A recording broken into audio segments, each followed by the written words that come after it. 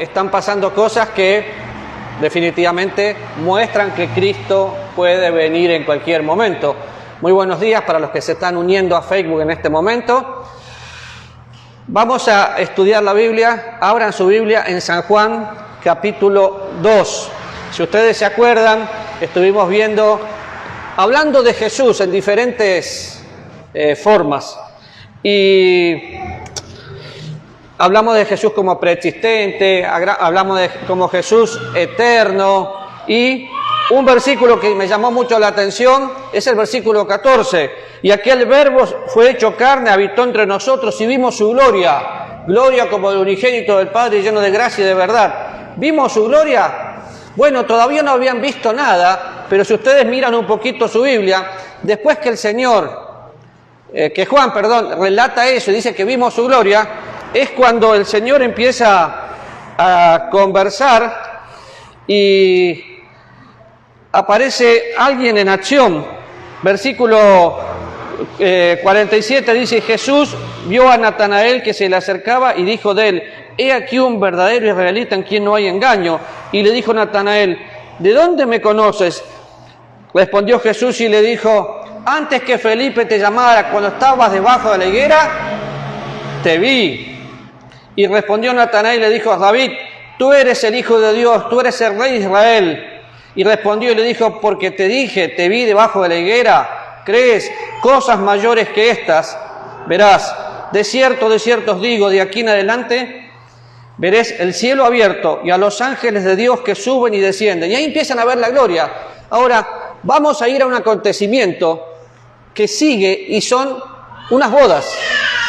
Y podemos especular mucho, pero no quiero especular, quiero ir a lo que dice la Biblia. Eran las bodas que se hicieron en Canaán. Y en primer lugar dice al tercer día. Cuando hacemos las cuentas de los días, ese tercer día tiene mucho que pensar y hay muchas costumbres judías. ¿Cuánto tardaban unas bodas? En la época que Jesús estaba ahí, en la época todavía de la ley. 7 días. ¡Wow! ¡Qué fiestón!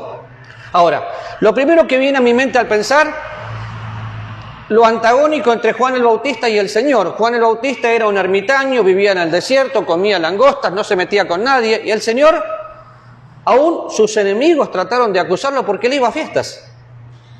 Ahora, en Juan capítulo 2 es la primera vez que él va a hacer una señal. Nosotros decimos un milagro y está bien, pero es una señal, porque tenían que ver su gloria. Si quisiéramos resumir Juan capítulo 2, podemos leer el pasaje y decir, bueno, pero ¿cuál era el propósito para que Jesús convierta agua en vino? Y bueno, el propósito era que los discípulos crean en él. ¿Sí? Eso es lo que sucedió. Ahora, vamos a pensar en algunas cosas muy interesantes. ¿Quiénes estaban ahí? Juan capítulo 2, ya sabemos que el Señor podía ver todas las cosas. Ahora, la madre ¿de quién? De Jesús, ya tenemos 2. ¿Quién más estaban? Los discípulos. Muy bien, ¿quién más estaba? Los novios. Y si pensamos en una boda y que se acabó el vino, esto es un cuestionamiento de muchos años: ¿se toma vino, no se toma vino? Bueno, podemos explicarlo de diferentes maneras. En primer lugar, la palabra en griego ahí, oinos, es la única palabra que hay para traducir vino o jugo, ¿sí? Y se traduce igual. Pero lo que el Señor hizo es vino, y vino del mejor. En la época de Israel, en esa época, la cultura, para una boda que se le acababa la comida o la bebida, podían hasta ser multados, porque era toda una fiesta, y tenían que hacer una recepción para sus invitados. Entonces había vino. Algunos dicen que en ese momento, o la historia dice que en ese momento era 3-2. 3 de agua, 2 de vino para que sea diluido, puede ser, el vino tenía menos efecto. En realidad el punto que voy es, en la Biblia no se prohíbe el vino, se prohíbe la borrachera. Es un cuestionamiento que tenemos de hace años, donde hay gente que si te ve con una botellita de vino, cree que estás pecando. Bueno, nuestros hermanos en diferentes partes del mundo usan vino. Lo malo son los abusos, siempre son los abusos, pero acá me habla de vino. Cuando pensamos un poco en el pasaje, más allá de que era una costumbre social, si se quedaban sin vino podían ser multados, pero para que alguien se dé cuenta que no había más vino tenía que ser de mucha confianza, porque si está pasando algo en mi casa, yo voy a la cocina, hablo con Adri, lo solucionamos ahí, pero no quiero que los invitados se den cuenta. Sin embargo, María se dio cuenta. ¿Por qué será? Tenía cercanía con la familia. Es interesante porque no menciona muchos datos, solo menciona al Señor Jesús, a María, a los discípulos, al maestresala, a los que servían. Y vemos en este pasaje que ahora vamos a leer, a Jesús lo vemos como invitado. Después a Jesús lo vemos como hijo de María. Y después lo vemos como el anfitrión. ¡Wow! Invitado, hijo y anfitrión. ¿Por qué estaba invitado a la fiesta? No lo sabemos, quizás porque tenía cercanía con familia que estaba ahí. Acuérdense que Jesús todavía no era muy popular, no había hecho muchos milagros. Pero algo que me llama la atención, si para una familia que pasar una necesidad podía ser una vergüenza social y aún ser multados, eso era terrible. Entonces, ¿qué primer principio saco? En los momentos donde todo se pone difícil, Dios está ahí, sin duda. Pero es que no hay vino, ¿qué vamos a hacer? Dios está ahí. Todavía no había manifestado su gloria, no había hecho ninguna señal, pero en los momentos difíciles, Dios está ahí.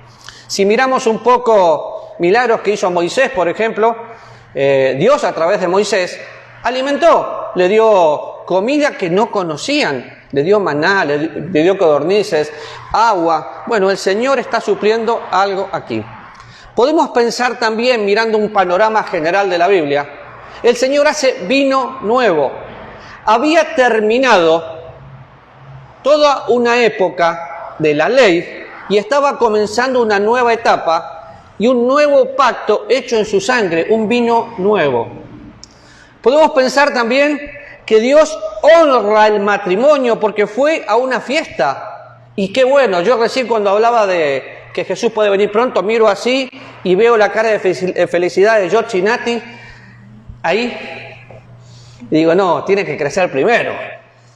Pero qué bueno es ver un matrimonio que honró a Dios en todo, porque hoy la gente no se quiere comprometer, no se quiere casar y no tiene a Dios en donde tiene que estar. Si Dios no está en el centro de nuestra boda y después continúa en nuestro matrimonio, es imposible vivir. Pero Jesús estuvo ahí. O sea, tenemos principios prácticos para sacar de todos lados. Ahora dice, al tercer día se hicieron unas bodas en Caná de Galilea y estaba allí la madre de Jesús. Fueron también invitados a las bodas sus discípulos. Y faltando el vino, la madre de Jesús le dijo, estoy leyendo en versión de las Américas, ¿está bien? Le dijo, ¿no tiene vino? Y Jesús le dijo, ¿qué tienes conmigo, mujer? Aún no ha venido mi hora. Su madre dijo a los que servían, haced todo lo que les dijeren. Y estaban allí 6 tinajas de piedra, conforme al rito de la purificación de los judíos, en cada una de las cuales cabían 2 o 3 cántaros. Y Jesús le dijo, llenad estas tinajas de agua, y las llenaron hasta arriba. Entonces les dijo, sacad ahora y llevadlo al maestresala, y se lo llevaron. Y cuando el maestresala probó el agua hecha vino, sin saber él de dónde era, aunque lo sabían los sirvientes que habían sacado el agua, llamó al esposo y le dijo, todo hombre sirve primero el buen vino, y cuando ya han bebido mucho, entonces el inferior, mas tú has reservado el buen vino hasta ahora. Este principio de señales, marque eso porque es importante, hizo Jesús en Caná de Galilea y manifestó su gloria, y sus discípulos creyeron en él. Después de esto descendió a Capernaum, él, su madre, sus hermanos, sus discípulos, y estuvieron allí. Pero miremos algunas cosas. Yo les acabo de decir que veo a Jesús aquí como el invitado principal, no, un invitado común. Después veo al Señor como el Hijo. Pero algo que es importante pensar, cuando nosotros vemos a la mamá de Jesús, en ese momento estaba ejerciendo su papel de madre. Algunas teorías sin fundamento hablan de que Jesús había hecho milagros siendo niño. No hizo ningún tipo de milagro. Lo único que Jesús hizo siendo adolescente fue cuando se escapa de sus papás y se va al templo y les enseña y se pone a leer las Escrituras, pero no había hecho ningún milagro. Sin embargo, acá sí, es la primer señal. ¿Por qué tenía que haber señales? Porque Él era el Mesías. Era el Mesías que tenía que venir y vino. Y a través de diferentes señales tenía que autentificar que Él era el Mesías. Ahora, aquí ya tenía algunos discípulos, pero los discípulos todavía no creían. Cuando vieron esto, creyeron. Ahora, tal vez, ¿qué tienes conmigo, mujer? Y en el versículo 4, en la versión Reina Valera, dice, ¿qué tienes conmigo, mujer? Aún no ha venido mi hora. Parece un maltrato, ¿verdad? Pero no es un maltrato. Es una forma de respeto de cómo hablaba en ese momento. Es como que yo le diga a mi mamá, señora. No estaba faltándole respeto, no es una palabra grosera. ¿Qué tienes conmigo? ¿Por qué te metes conmigo? No llegó mi hora. Cuando ustedes piensan en la hora, fíjense que en diferentes lugares de la Biblia habla de que todavía no se había cumplido el tiempo. No se había cumplido el tiempo. Cuando llegó el momento, Dios envió a su Hijo, nacido de mujer, nacido bajo la ley. Había un horario. En un momento no lo habían agarrado porque no había llegado su hora. Tal vez nos cuesta pensar, o hacer este ejemplo, pero muchos de nosotros nos acostamos diciendo, no me alcanzó el día. Bueno, el Señor tenía todo programado. Hay un reloj o un calendario profético para el pueblo de Israel. Y hay todo un calendario de lo que tiene que suceder con la iglesia. Y empezó a caminar. Y el Señor tenía todo programado. Él sabía el día y la hora que iba a ser entregado. Él sabía el día y la hora que iba a morir. Él sabía absolutamente todo. Aún así, cuando le preguntaron cuándo va a volver, nos toca a vosotros saber eso. Pero Dios sabe todas las cosas. Ahora, cuando pienso en Jesús y pienso en María, le dice, ¿qué tienes conmigo? Aún no ha venido mi hora. Y su madre le dijo a los que servían, hagan todo lo que Él les dice. En ningún momento María está interfiriendo ni dando una orden, sino que, ¿qué veo en María? Seguridad. La seguridad de María, a pesar de que no tengo ninguna duda que María sabía que su hijo era Dios, 100% hombre, 100% Dios, ella tiene la seguridad y le dice, hagan todo lo que Él les dice. Cuando pienso en hagan todo lo que Él les dice, mi mente va a... Cuando el pueblo de Israel estaba pasando necesidad, cuando tenían hambre en Egipto, y se acercan a Faraón, y Faraón le dice, hagan todo lo que José les diga. Y siempre hay una excelente comparación, una tipología entre José y Jesús. Hagan todo lo que le diga. De hecho, ese versículo es bastante conocido. Y si no hubiera sido porque José fue un buen administrador, no hubieran tenido todo lo que tenían. Pero acá su mamá con seguridad le dice, hagan todo. Y acá empieza el señorío de Jesús proveyendo. Porque había tinajas. ¿Para qué eran las tinajas que estaban ahí? Para lavarse las manos. Una costumbre que tenían en ese momento. De hecho, ahora parece que hemos vuelto. Se lavaban las manos. Así, se lavaban las manos así, mano por mano, para entrar. Comían, se volvían a lavar las manos. Era el rito de la purificación. Ahora, qué interesante, cuando voy viendo cada detalle, porque se lavaban las manos y exteriormente estaban satisfechos. Hemos cumplido. Pero interiormente estaban vacíos, estaban sucios. Por eso es tan importante, no es lo que hago, sino quién soy. Porque era un rito que tenían que cumplir. Dice, estaban allí 6 tinajas de piedra para agua conforme al rito de la purificación de los judíos. Cada una de ellas cabían 2 o 3 cántaros. Tenían que lavarse las manos. Ahora imagínense por un minuto, el agua donde se lavaban las manos, ¿fue el agua que utilizó el Señor para convertir vino? Hubo vino que nunca fue uva. No pasó por una planta, pero fue vino. Ahora, ¿usted tomaría agua de un lugar donde la gente se lavó las manos? Yo no. Por eso nadie lo supo, pero el Señor hizo el milagro. Ahora, la parte que más me llamó la atención, los ritos externos no tienen valor alguno contra los apetitos de la carne. Y eso dice la Biblia. Fíjese, vaya conmigo a Colosenses, por favor. Porque podemos encontrar tantas enseñanzas que la Biblia nos dice. Muchos de nosotros tratamos de hacer un montón de cosas para llegar al Señor. Bueno, cuando yo hablo de vivir en la gracia de Dios, nunca hablo de libertinaje, siempre hablo de vivir en libertad. Pero fíjense, ritos externos. Cuando usted va a Colosenses capítulo 2, versículo 20, empieza diciendo, pues si habéis muerto con Cristo en cuanto a los rudimentos del mundo, pregunta, ¿por qué como si vivierais en el mundo sometéis a preceptos tales como no manejes, no gustes, ni toques, en conformidad a mandamientos y doctrina de ¿quién? De hombres, cosas que todas se destruyen con el uso. Tales cosas tienen a la verdad cierta reputación de sabiduría, en culto voluntario, en humildad, en duro trato con el cuerpo, pero no tienen valor alguno contra los apetitos de la carne. Y no hagas esto, no hagas esto, no hagas esto. No es lo externo, es lo interno. Hay personas que se llenan la cabeza de teología y tienen un montón de ritos como tuvieron los judíos. Me tengo que vestir así para ser cristiano, tengo que hacer esto para ser cristiano. No, para ser hijo de Dios tenés que tener a Cristo en tu corazón. Todo lo demás viene cuando tenés una buena relación interior. Porque todo lo externo, como lavarse las manos, no tenía valor alguno.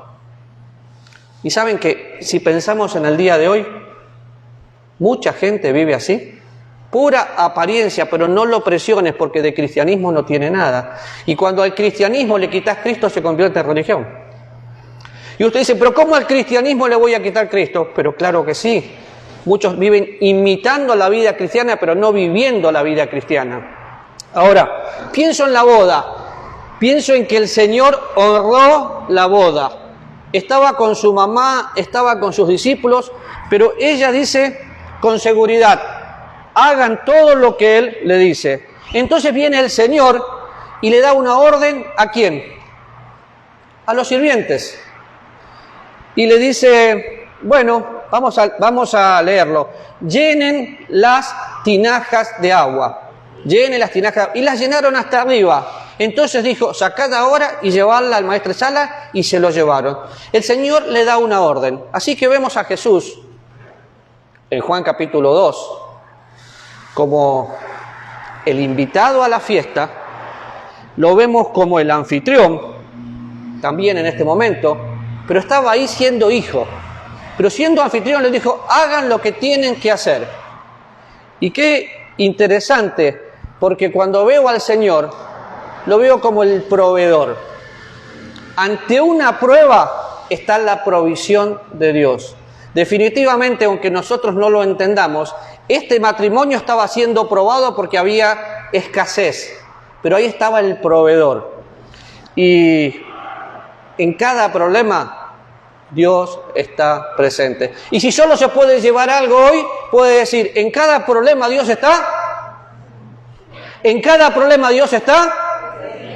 Entonces no dude. ¿Por qué vamos a dudar? Ahora, qué interesante, porque no solo veo la seguridad de la mamá, no solo veo al Señor proveyendo, sino veo la sorpresa del maestresala, o del maitre, o del administrador de la fiesta. ¿De dónde sacaron vino? Bueno, te vamos a contar. Ahí había unas tinajas, y ese señor, que es un invitado, dijo que las llenemos, y nosotros las llenamos. ¿Y por qué las llenaron? Porque fue una orden de Dios. Y las órdenes de Dios son para ejecutar. Así. Miren si se hubieran quedado pensando, no, pero las tinajas, que ahí se lavan las manos la gente. No cuestionaron. Qué buen principio para mí. Dios me dice algo y lo tengo que hacer, punto. Porque era ridículo. Llénenlas. ¿Pero de qué las vamos a llenar? Y las vamos a llenar de agua. Y las sacan y no sabemos porque la Biblia no lo dice. Yo creo que cuando la fueron sacando el agua se fue convirtiendo en vino hasta que el maestro Sala la probó. Y es interesante porque, fíjense conmigo, versículo 10. Todo hombre sirve primero el buen vino, y cuando yo han bebido mucho, entonces el inferior. Mas tú has reservado el buen vino hasta ahora. Al revés que el mundo, ¿verdad? Totalmente al revés. Todo hombre sirve primero el buen vino. Él dejó lo bueno para después. ¿Por qué? Porque lo mejor está por venir. Cuando pienso en el mundo te ofrece un montón de cosas que aparentemente son buenas, pero todas se desvanecen. Si pienso en una fiesta tiene que haber gozo. Pero el gozo y la alegría de una fiesta se desvanece cuando termina todo. Estás en un cumpleaños de un nene o una nena de 4 o 5 años, toda la familia trabaja mucho, tiene la fiesta, ese chico ni cuenta se dio. Y hubo un gozo momentáneo, pero cuando acabó la fiesta, acabó el gozo. Sin embargo, el gozo de Dios es permanente. ¿Por qué? Porque el gozo de Dios mi fortaleza es, porque el fruto del Espíritu Santo es amor, gozo, paz, paciencia. Ahora, ¿qué te trae gozo? El gozo de esa fiesta fue la presencia y la permanencia del Señor durante la fiesta. Miro la presencia de Dios, veo su permanencia, veo su provisión, veo su poder haciendo una señal. Y es interesantísimo. Y digo poder porque fue el principio de señales. La palabra que utiliza aquí no es dínamos. Tiene que ver con señal. Tiene que ver con mostrar que Jesús realmente era el Mesías. Ahora, fíjense algunas cosas más conmigo. Había 6 tinajas de piedras para agua, era el rito de la purificación. Les dijo, llenen las tinajas de agua, las llenaron hasta arriba y saquen. ¿Qué tenían que sacar? Saquen el agua, se convierte en vino y qué sorpresa. Pero yo veo en este milagro y en todos los milagros al Señor en cooperación con el hombre y al hombre en cooperación con el Señor. O sea, lo hacemos juntos. Nosotros, los hijos de Dios, somos los canales por medio de los cuales Dios trabaja. Si usted lo hace solo, la Biblia es muy clara. Separados de Dios, nada podemos hacer. Pero acá Él le dijo, llévenlo. No buscó su gloria. Bueno, yo hice el vino del mejor, voy a mostrarle a la maestra esa. No. Acá saquen y muestren.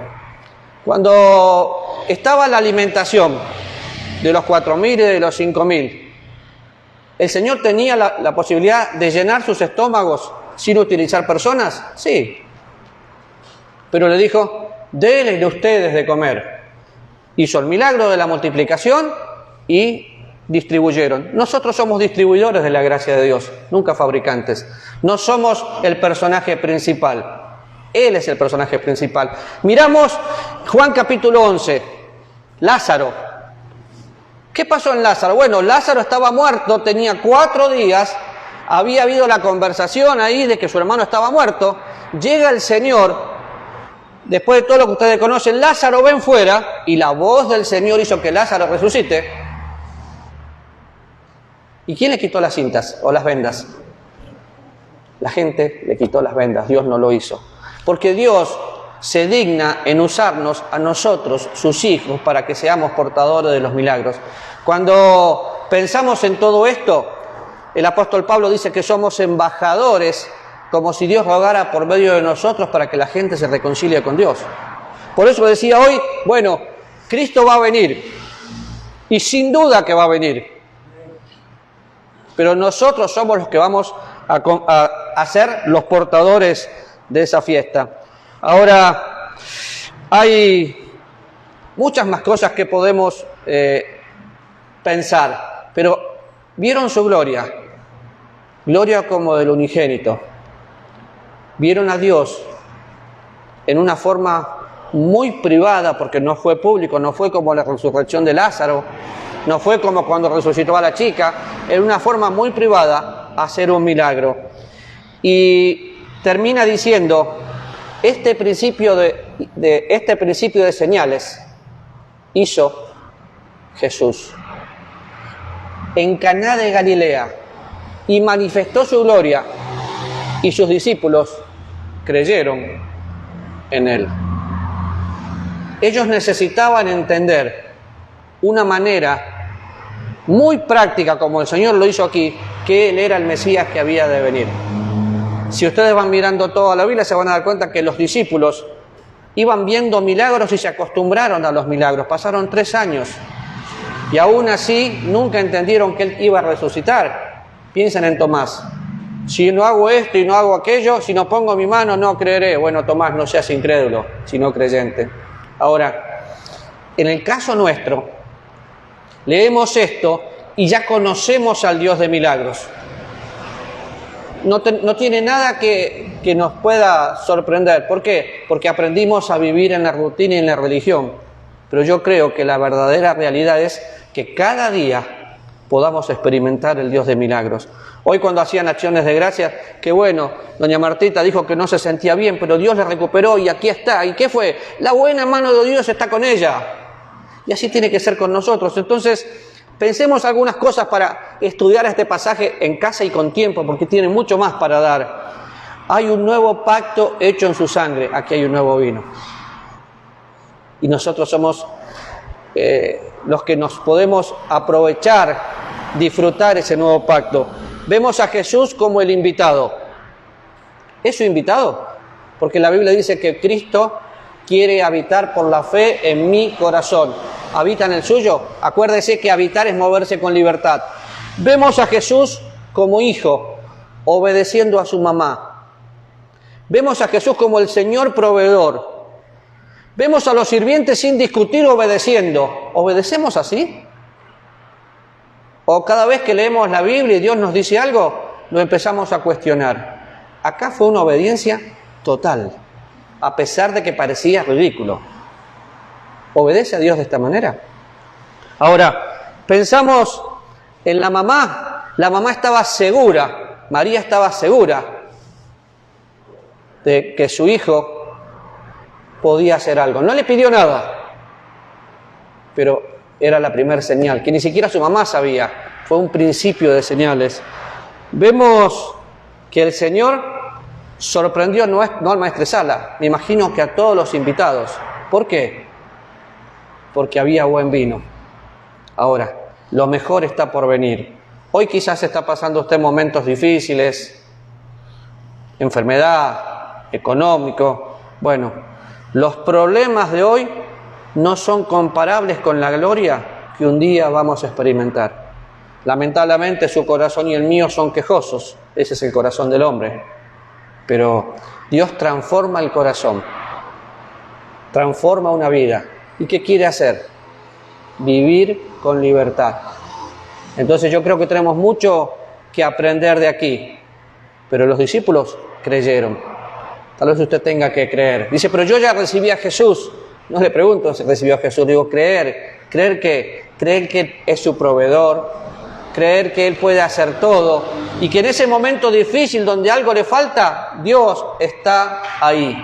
Ante los problemas, Dios está ahí. Lo mejor está por venir. Oramos.